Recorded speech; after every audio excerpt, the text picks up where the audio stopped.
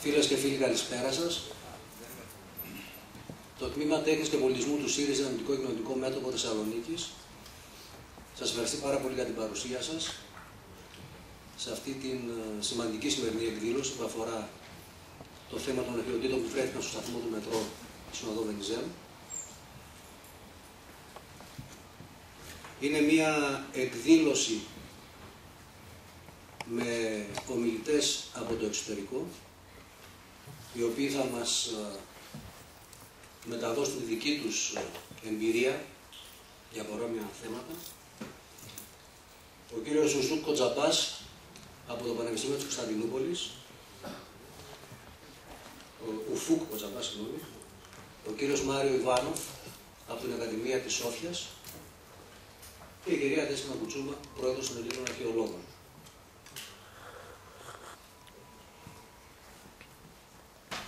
Πριν ξεκινήσουμε να πω πως στην εκδήλωση παραβρίσκονται ο βουλευτής πρόεδρος της Θεσσαλονίκης Τάσος Κουράκης, καθώς και ο Δημοτικός Σύμβουλος της Παράδαξης Θεσσαλονίκη Ανοιχτή Πόλη Τριαντάφυλλος Μεταφίδης. Αν είναι κάποιοι άλλοι και τους έχω παραλείψει να με συγχωρέσουν. Της μάλιστα. Ο Γενικός Πρόξενος της Βουλγαρίας, συγχωρείτε πάρα πολύ, ναι. Πριν ξεκινήσουμε, πριν δώσω το λόγο σε εκλεκτούς καλεσμένους, θα σας διαβάσω ένα κείμενο του Τμήματος Τέχνης και Πολιτισμού αναφορικά με τις θέσεις του ΣΥΡΙΖΑ για το συγκεκριμένο θέμα. Το εξαιρετικής ποιότητας διατηρημένο αρχιτεκτονικό σύνολο της κοσμικής Βυζαντινής Θεσσαλονίκης, που αποκαλύφθηκε στην ανασκαφή του σταθμού Βενιζέλου, σύμφωνα με όλες τις διεθνείς συμβάσεις περί προστασία της πολιτιστικής κληρονομιάς, στοιχειοθετεί έναν ανεκτήμητης αξίας και μοναδικό στο είδος του αρχαιολογικό χώρο που πρέπει να διατηρηθεί κατά χώρο. Η μετακίνησή του σε χώρους άσχετους με το φυσικό και πολιτισμικό περιβάλλον της έβρεσής του, όπως αποφάσισε η πολιτική ηγεσία, στερεί από το έβριμα την αυθεντικότητά του και την ίδια την ουσία της ύπαρξής του. Ένας αρχαίος δρόμος ειδικότερα δεν μπορεί σε καμία περίπτωση να καταστεί έκθεμα, καθώς έτσι κάνει την ιστορία του, αποκομμένος από το περιβάλλον δημιουργίας του και απονευρωμένος από τις κοινωνικές, οικονομικές και πολιτιστικές σχέσεις που τον νοηματοδότησαν στην πορεία του. Από την πρώτη στιγμή, το Τμήμα Τέχνης και Πολιτισμού του ΣΥΡΙΖΑ Ενωτικό Κοινωνικό Μέτωπο Θεσσαλονίκης υιοθέτησε τις παραπάνω αρχαιολογικές και μουσιολογικές αρχές και συντάχθηκε με τους αντίστοιχους επιστημονικούς φορείς που τις προέβαλαν ζητώντας να εξαντληθούν όλα τα τεχνικά περιθώρια για την ανάδειξη των ευρημάτων κατά χώρο. Με κεντρικό σύνθημα και Μετρό και αρχαία διοργάνωσε σειρά εκδηλώσεων και δράσεων.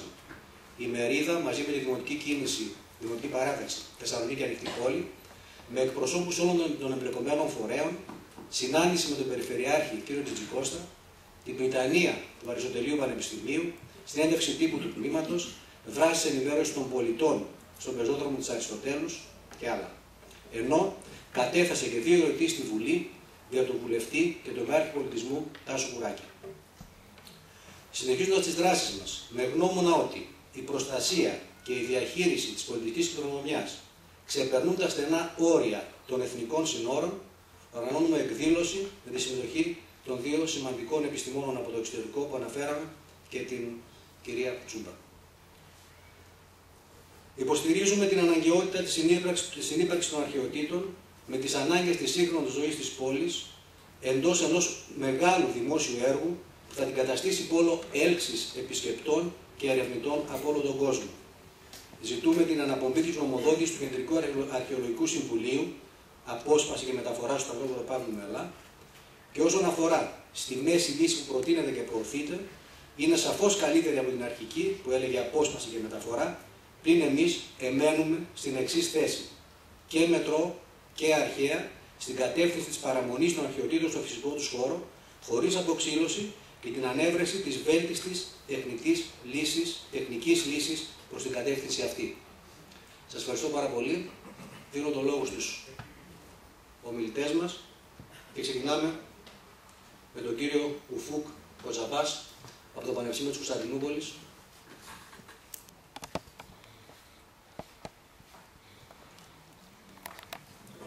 First of all, thank you very much for your kind invitation. Today we visited your excavation site and it was amazing. And today I will present the Theodosius Harbor and Yenikapı shipwrecks excavation, which have shed much light onto the Byzantine period seafaring and trade. Καλησπέρα σας. Αρχικά θα ήθελα να σας ευχαριστήσω για την πρόσκληση. Επισκέφτηκα σήμερα το πρωί τις ανασκαφές στο Μετρό και μου φάνηκαν πολύ ενδιαφέρουσες. Σήμερα αρχικά θα ήθελα να σας παρουσιάσω τις ανασκαφές στο Θεοδοσιανό λιμάνι και στα ναυάγια τα βυζαντινά του Γενικαπή, τα οποία έριξαν σημαντικό φως στην ναυσιπλοεία και στο εμπόριο της βυζαντινής περίοδου. During the construction of the Marmaray Railway and metro stations in Istanbul, Turkey, no fewer than 36 shipwrecks dating from the early and middle Byzantine period, that is 5th to 10th centuries AD, were uncovered in the quarter of Yenikapı between 2004 and 2012. Κατά την κατασκευή του σιδηροδρόμου Μαρμαρέη και των σταθμών του Μετρό στην Ισταμπούλ της Τουρκίας, περίπου 36 ναυάγια που χρονολογούνται από την πρώιμη και τη μέση βυζαντινή περίοδο, δηλαδή τον 5ο ως 10ο αιώνα μετά Χριστόν, ανακαλύφθηκαν στην περιοχή του Γενικαπή ανάμεσα στο 2004 και το 2012. The ongoing archaeological excavations have confirmed that Constantinople's main harbor, namely Portus Theodosiacus or the Theodosian harbor, was once situated in this former natural bay, now silted by the ancient Lycos or today Bayrampaşa River. Οι συνεχιζόμενες ανασκαφές έχουν αποδείξει ότι το κύριο λιμάνι της Κωνσταντινούπολης, ονόματι Πόρτους Θεοδοσιάκους ή το Θεοδοσιανό λιμάνι, βρισκόταν κάποτε σε αυτό το φυσικό όρμο, ο οποίος σήμερα έχει παραχωθεί από τον αρχαίο Λύκο ή Μπαϊράμπασα ποταμό. It lies about 300 meters away from the present shoreline. Βρίσκεται περίπου 300 μέτρα από την σημερινή ακτογραμμή. The harbor is known to have been built in the late 4th century during the reign of the Theodosius I, in response to the demands of the growing economy and the population of the capital city of the Byzantine Empire. Το λιμάνι είναι γνωστό ότι χτίστηκε στα τέλη του 4ου αιώνα κατά τη διάρκεια της βασιλείας του Θεοδοσίου του Πρώτου, ως απόκριση στις νέες απαιτήσεις της αυξανόμενης οικονομίας και του πληθυσμού στην πρωτεύουσα της Βυζαντινής Αυτοκρατορίας. Following this tiny introduction, let me give brief information on the Marmaray project, which paved the way for the start of the salvage excavations in Istanbul. Μετά από αυτή τη σύντομη εισαγωγή, θα σας δώσω μερικές βασικές πληροφορίες για το Marmaray πρόγραμμα, το οποίο άνοιξε το δρόμο για τις σωστικές ανασκαφές του Γενικαπή.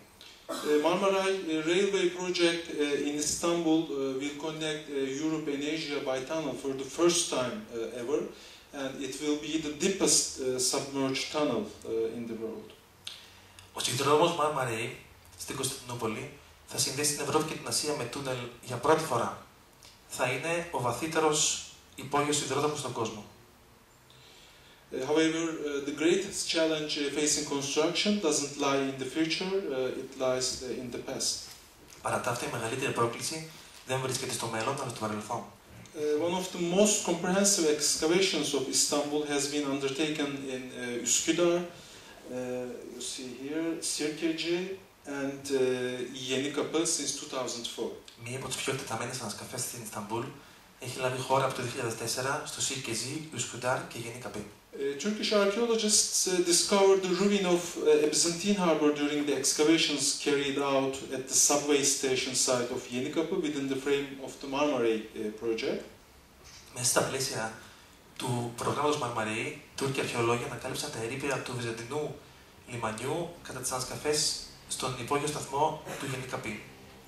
Archaeological excavations at Yenikapı cover an area of 58,000 square meters and are undertaken by the Istanbul Archaeological Museums.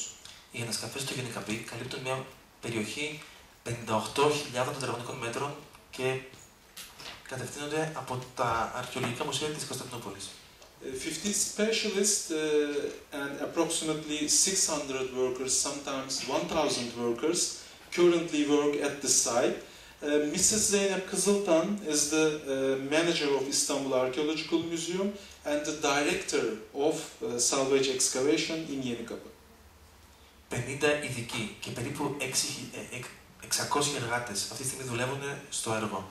Η κυρία Zeynep Kızıltan είναι η διευθύντρια του Αρχαιολογικού Μουσείου Κωνσταντινούπολης και η διευθύντρια των σωστικών ανασκαφών στο Γενικαπή.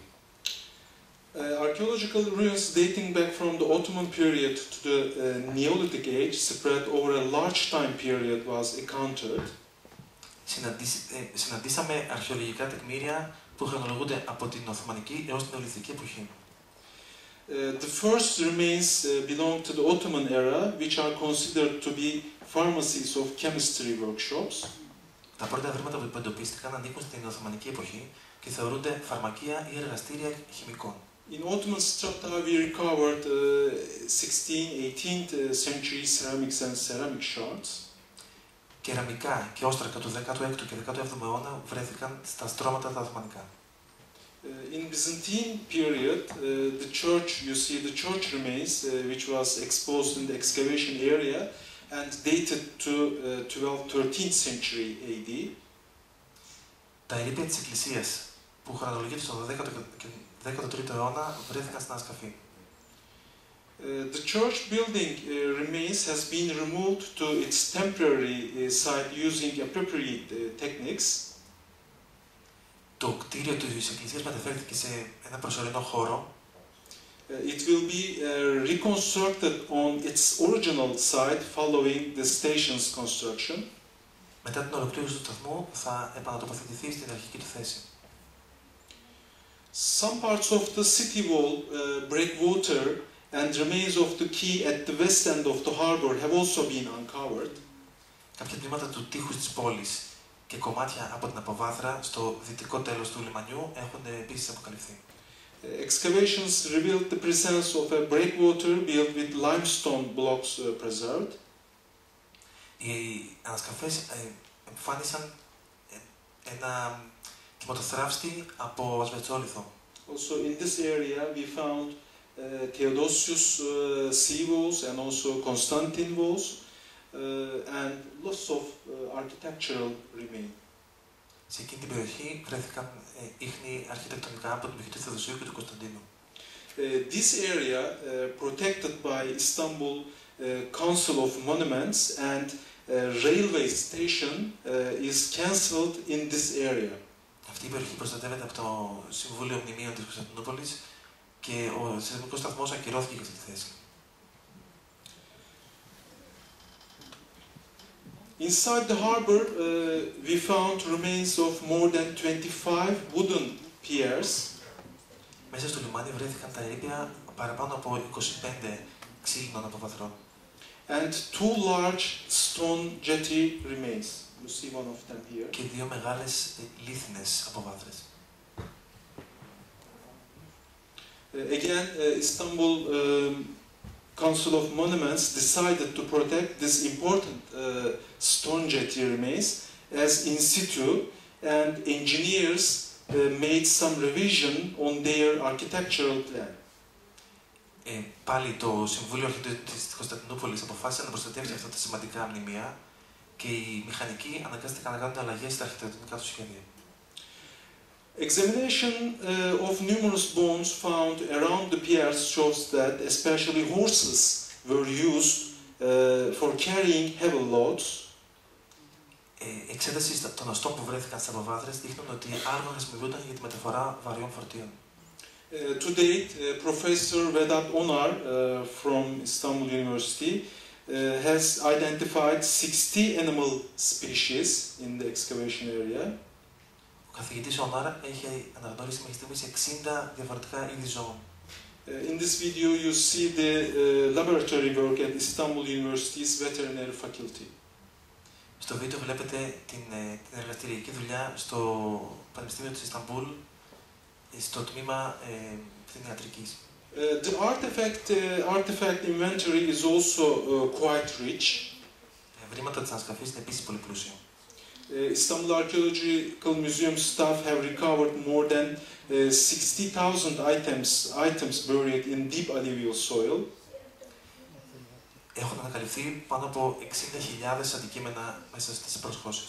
Different types of amphorae and tableware, coins, lamps, figurines, leather sandals, ornaments, a large number of nautical artifacts, including rigging equipment such as pulleys, ropes, tuggles, as well as stone and iron anchors, and also well-preserved shipwrecks have been unearthed by the museum's ongoing archaeological salvage project.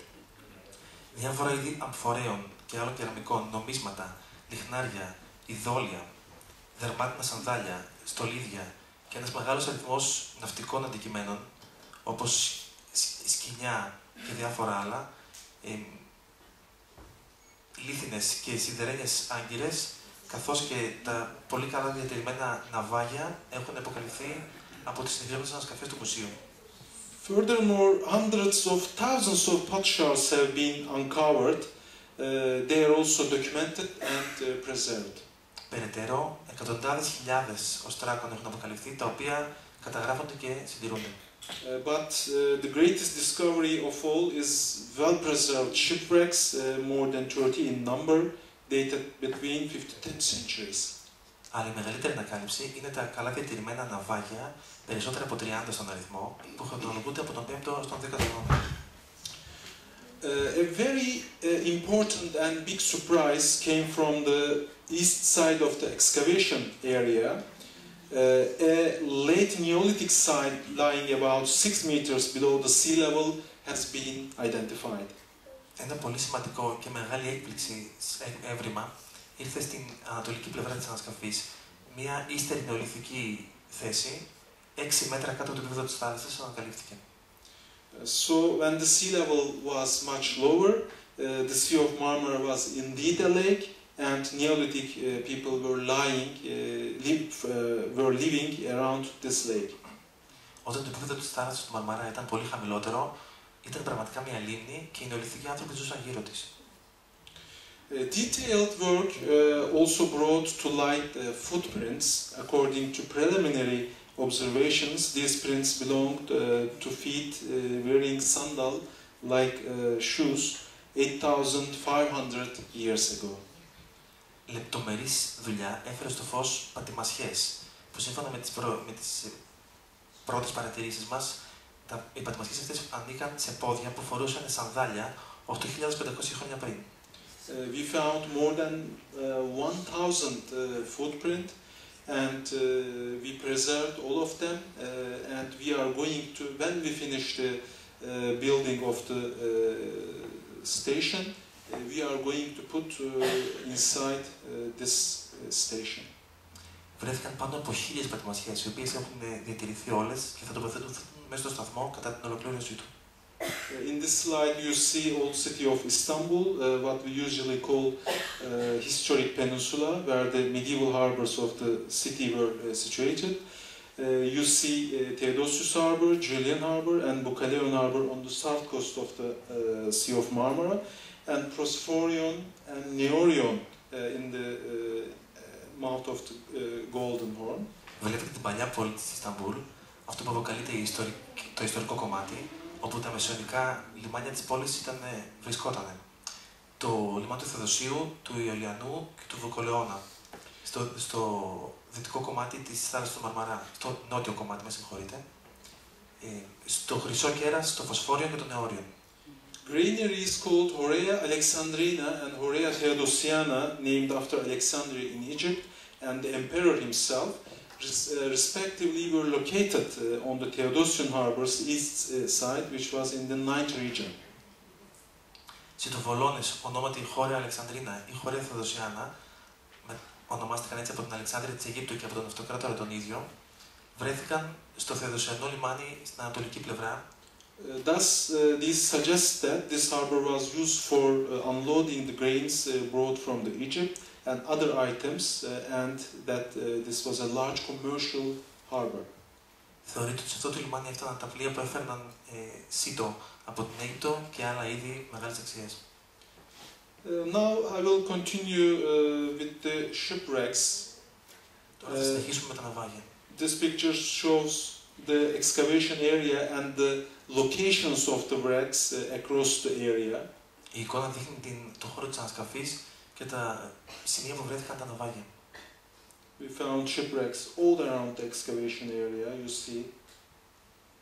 Βρέθηκαν ναυάγια σε όλη την έκταση της ανασκαφής, όπως βλέπετε.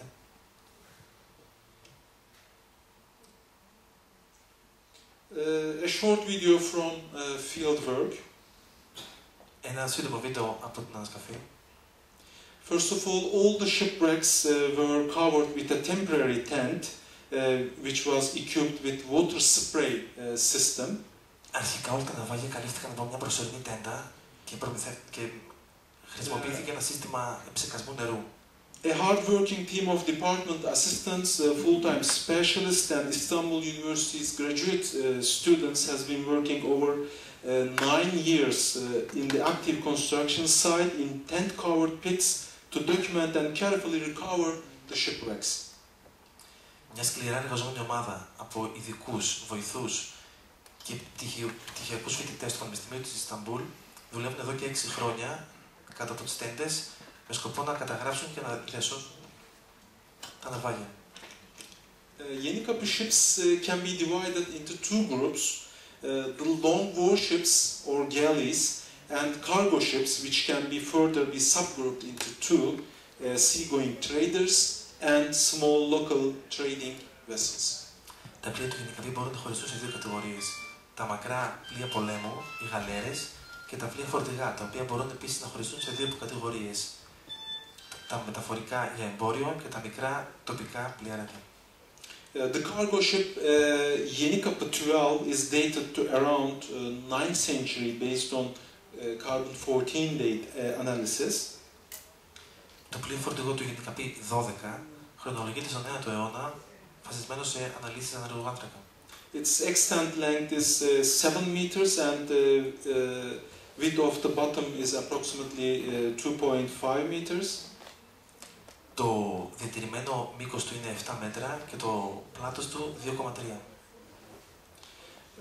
We found a special compartment in the shipwreck. Βρήκαμε ένα ειδικό τμήμα μέσα στο ναυάγιο. You see captain's belongings inside. Βλέπετε τα είδη του καπετάνιου μέσα. Also we find a box inside. There was a cherry stones inside. Βρέθηκε επίσης ένα καλάθι που περιείχε μέσα κουκούτσια από κεράσια. This video shows the construction sequence of YK-12 in the reverse order, that is as if dismantling. Το βίντεο δείχνει την κατασκευή του πλοίου 12 σε αντίθετη φορά, καθώς αποσυναρμολογείται. We are trying to understand shipbuilding technology in Byzantine period. Προσπαθούμε να καταλάβουμε την ναυπηγική τέχνη των Βυζαντινών. One of the foremost important input Yenikapı excavations have made is the discovery of galleys, rarely encountered in the archaeological excavations underwater. Ένα από τα πιο σημαντικά ευρήματα της ανασκαφής του Γενικαπή είναι ότι βρέθηκαν γαλέρες που σπάνια συναντούνται σε αρχαιολογικά πλαίσια. To date, 6 galleys have been identified among the Yenikapı shipwrecks. Μέχρι σήμερα 6 γαλέρες έχουν ανακαλυφθεί και 4 από αυτές μελετώνται από το Πανεπιστήμιο του Ισταμπούλ. This slide shows the reconstruction attempt of the galley YK-16. Το slide αυτό δείχνει την αναπαράσταση της γαλέρας 16. I would like to give brief information about the methodology used by our team. Θα ήθελα να σας δώσω μια σύντομη αναφορά για τη μεθοδολογία της ομάδας μας. In situ drawings of the wrecks were made using total station. Με τη χρήση total station έγιναν οι καταχώρων καταγραφές των ναυαγίων. Thousands of dots measured on the remains are put together digitally and three-dimensional drawings are obtained. Χιλιάδες κουκίδες μετράνε τα ερείπια ψηφιακά και τρισδιάστατες αναπαραστάσεις μπορούν να κατασκευαστούν.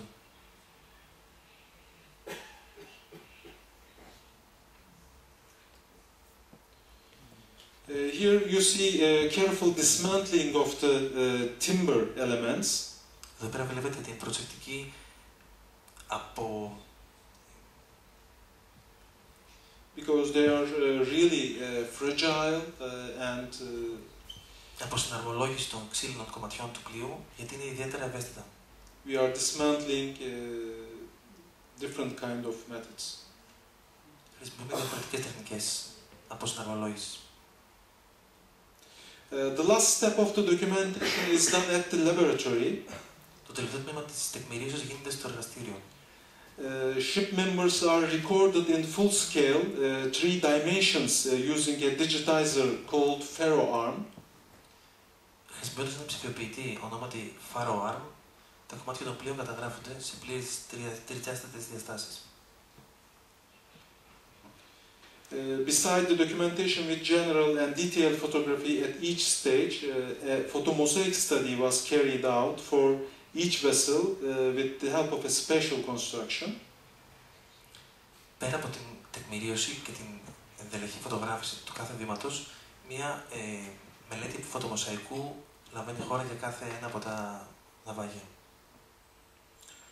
After the disassembly process, timbers are put in packed wooden boxes and kept in water tanks at the field for desalinization.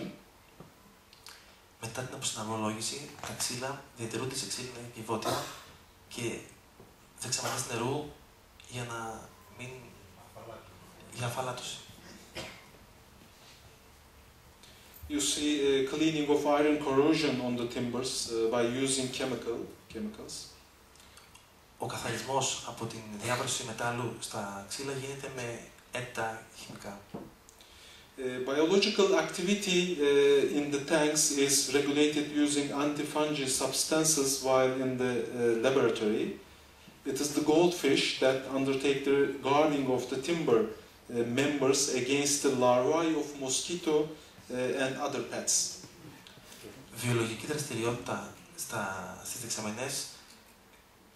Η βιολογική δραστηριότητα εμποδίζεται από ουσίες του εργαστηρίου, αλλά τα χρυσόψαρα κυρίως αναλαμβάνουν τη δουλειά της προστασίας των ξύλινων τμήματων εναντίον κουνουπιών και άλλων μικροοργανισμών.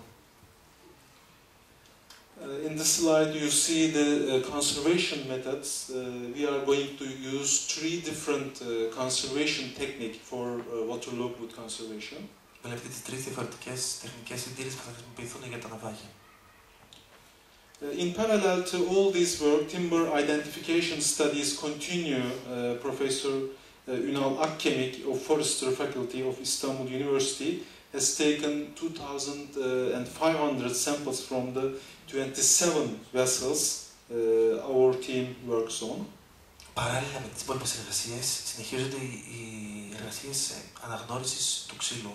Ο καθηγητής Ünal Akkemik του Πανεπιστήμιου του Ισταμπούλ είχε πάρει 2.500 δείγματα από τα 27 ναυάγια στα οποία εργάζεται η ομάδα μας. In this slide you see Turkish Republic President Abdullah Gül in Yenikapı. Εδώ πέρα βλέπετε τον πρόεδρο της Τουρκικής Δημοκρατίας Abdullah Gül στο Yenikapı. We invited Mr. Gül to Yenikapı and to support our projects. Καλέσαμε τον πρόεδρο στο Yenikapı για να ζητήσουμε την στήριξή του.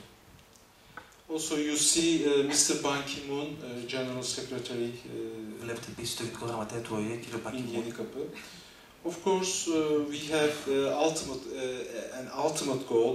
Our ultimate goal is to have Istanbul on the largest ancient shipwreck collection in the world. Ο απότερος στόχος μας είναι η Ισταμπούλ να αποκτήσει το μεγαλύτερο στόλο αρχαίων ναυαγίων στον κόσμο. Last year, our mayor, he is also architect, he made a competition about the museum project. Πέρυσι, ο Δήμαρχος, ο οποίος είναι αρχιτέκτονας, άνοιξε έναν διαγωνισμό για την κατασκευή του μουσείου. We chose 3 projects, and after the construction of station, we are going to build this museum in Yenikapı. And this region will be a really big archaeological park. Έχουν επιλεγεί 3 σχέδια και μετά την κατασκευή του σταθμού και του μουσείου, αυτή η περιοχή του Yenikapı θα γίνει ένα πολύ μεγάλο αρχαιολογικό πάρκο. Thank you very much. I finished my presentation.